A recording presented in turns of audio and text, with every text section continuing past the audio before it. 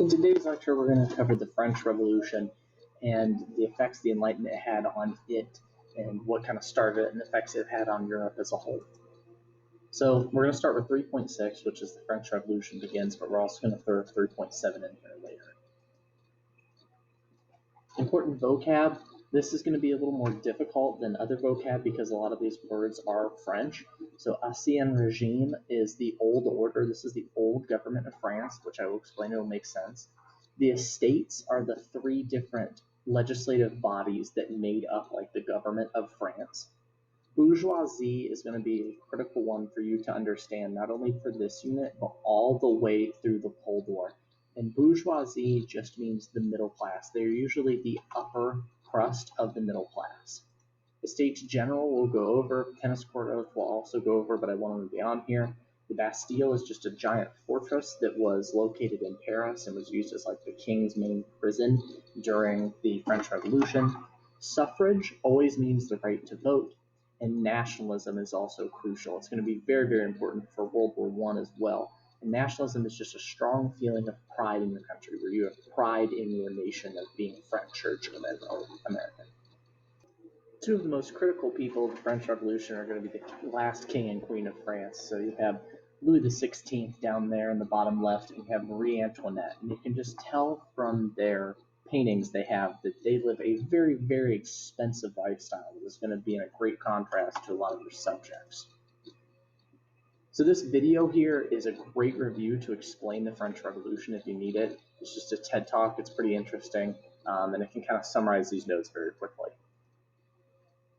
So the causes of the French Revolution, to start with, it's debt, just like the American Revolution. Debt is bad for a country because it means you can't pay for other things that your citizens need.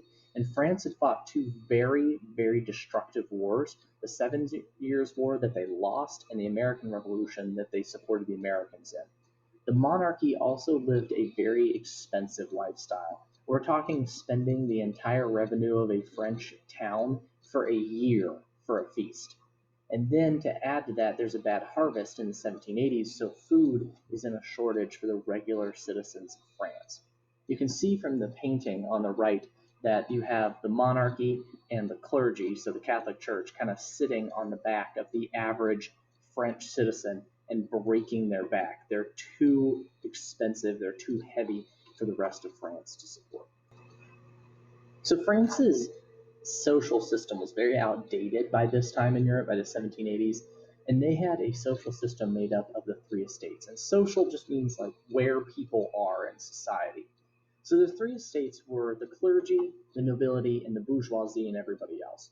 So the clergy are the very top of the estates, and they are a very small percent of the population, as you can see over here. But they owned over 10% of the land, and they paid no taxes.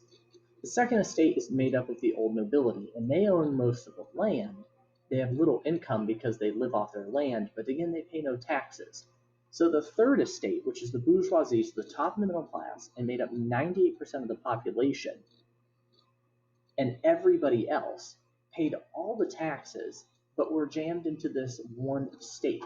And this kind of causes a social inequality in France that is going to lead to a lot of issues that will lead to the French Revolution. So things got so bad in France because of the debt crisis, the king was forced to call the Estates General, which is the French legislative lawmaking body where all three states meet together. So you have the first estate of the clergy, second estate of the nobility, and the third estate of the bourgeoisie and everybody else.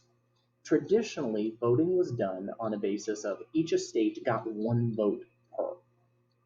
The third estate, though, this time demanded that voting was done by what's called by head, where every single person at the Estates General got a vote. This would automatically allow the third estate to win the votes because they had the most people there. But the first and second estate always combined and outvote the third estate. The third estate's main complaints and why they said they should get most of the votes is they paid most of the taxes. They were the ones who paid the taxes, so they should get a say in how and why that money was spent. The bourgeoisie, even though some of them were very, very wealthy, couldn't even get top positions in the government. And the people under the bourgeoisie, the regular peasants, had to do what was called the corvée system, where they literally had to go out and do unpaid labor to fix roads, bridges, and repair government infrastructure. So they're saying we're doing most of the work for the country, and yet we are not receiving any of the benefit of getting to vote. This picture up here in the top right shows who the bourgeoisie is. They are not poor. Some of them are richer than nobility, but they are expected to pay all the taxes. So because of this disagreement over voting, the Third Estate actually decides to leave the Estates General and goes to a tennis court.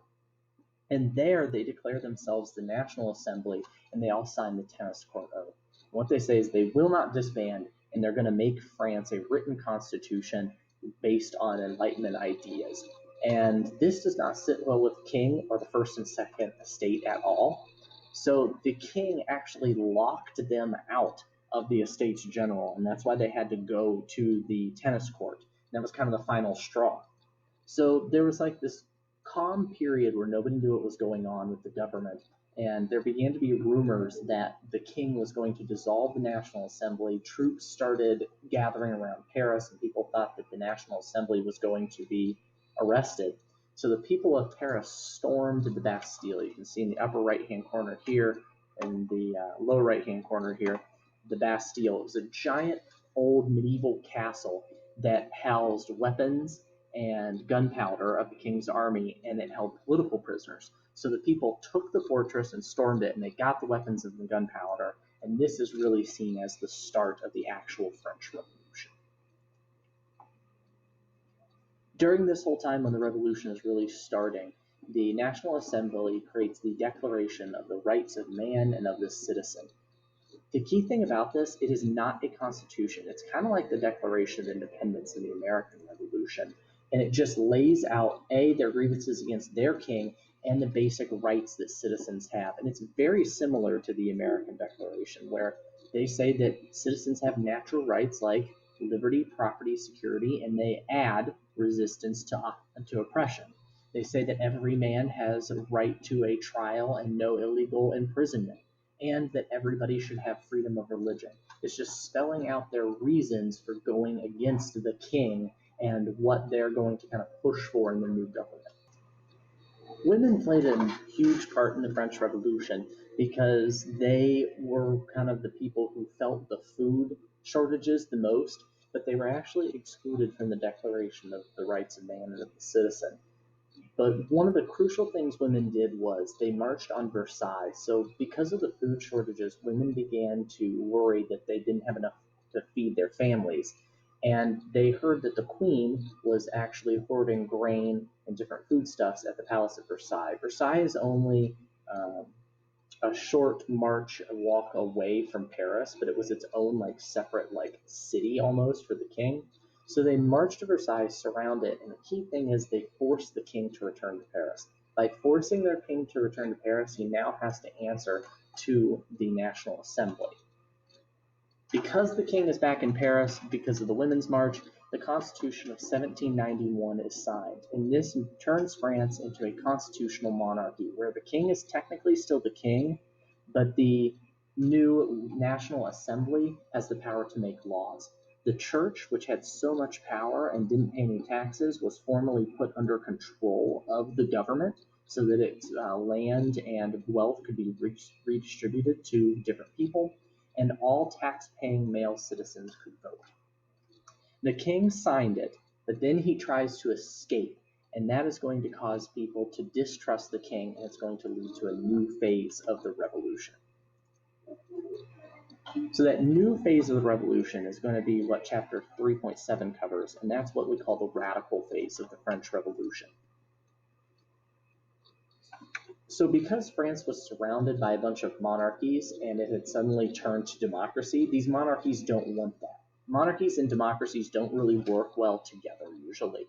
So a bunch of different European nations like Prussia, Britain, Spain, Austria all come together, and their goal is to stop the spread of the French Revolution's ideas. And they take advantage that half of France is fighting each other to try and re-establish the French monarchy. France, on the other hand, decides that its goal is to spread the revolution. So not only are they fighting each other, they're going to go out and they're actually going to attack other countries to try and turn them into democracies. France somehow pulls out the ultimate underdog victory and actually beats a lot of these European nations and establishes a bunch of little republics all around it. You can see by this map that France, being a republic, was not in a very good area. All the nations around them, quite literally every single one of them, was a monarchy, and they wanted to spread it, their ideas of democracy, to all these other nations. So the government began to be split between the royalists, the republicans, and the radicals. So the royalists are people who want the return of the monarchy. The republicans are the people who were in control and formed the Constitution of 1791. But the radicals are the people who want to totally destroy the monarchy and rebuild France. Eventually, those radicals, who are known as the Jacobins, gained control of the government. They were supported by these people, the sans-culottes. They're literally the people who wear long pants because they were like the workers of the country, and they want to totally destroy the old order of France and rebuild it as a republic. Once they get in control, they pass a new constitution called the Constitution of 1793. And this constitution is passed partly because France is at war with all its neighbors, and there's a lot of fear of people being monarchist and trying to overthrow the republic. So the National Convention replaces the Legislative Assembly, and they totally get rid of the monarchy. The king is stripped of all his power, and he is no longer in control of anything in France. They establish a full republic. Next, there's universal male suffrage, so if you're a man, you can vote. They take land away from the nobles and the church. Everybody in France is called citizen. They abolish all titles because everybody is supposed to be equal in France. Because of all the fear of people trying to overthrow the republic, people begin to get more and more paranoid about people who aren't fully supportive of the French Revolution. And eventually it all comes to a head with this guy, Maximilien Robespierre, when he leads the Committee of Public Safety. And the goal of the Committee of Public Safety is to find and execute people who are against the revolution. And one of the first people to execute is the King and Queen of France. And this kind of starts off the Reign of Terror because I think it's like 14,000 people will be executed by Robespierre in a very short period of time as being against the revolution. And there's people turning in their brothers, and there are kids turning in their parents for not being revolutionary enough. And this really scares Europe because they see how violent the French Revolution has gotten. So the Committee of Public Safety directs the war against France's enemies, and they begin what's called total war, where everything that a nation has is going to be directed for the war to try and push the French Revolution. They also begin to push French nationalism, where you aren't proud of the region you come from, you aren't proud of your family or your tribe, you are proud of being French. The reason that you're united, the reason you fight is because you are French at the end of the day. The committee, though, begins to quite literally eat itself, and eventually they turn on each other, and even Robespierre is beheaded for not being revolutionary enough. So these radicals turn on themselves because of the paranoia. After Robespierre is killed, the French form their third constitution, which is the Constitution of 1795. And this is a goal of making a more stable government because the Constitution of 1793 was far from stable. So it returns to a liberal republic where voting is based on those who pay taxes, so not everybody can vote again. And they set up a 5-man directory. That means 5 men are going to be in charge of the country. This is like having 5 presidents. And if that sounds like a bad idea, that's because it is. There's a 2-house legislature to make laws, but again, the power of the church is going to be limited. So France goes from a monarchy to a liberal republic to a radical republic. Now they're back to a liberal republic. The major effects of the French Revolution are A, the monarchy is eliminated. They quite literally executed the king and queen, and they became a republic. There was no turning back. The Catholic Church's power is highly limited by the revolution. And nationalism.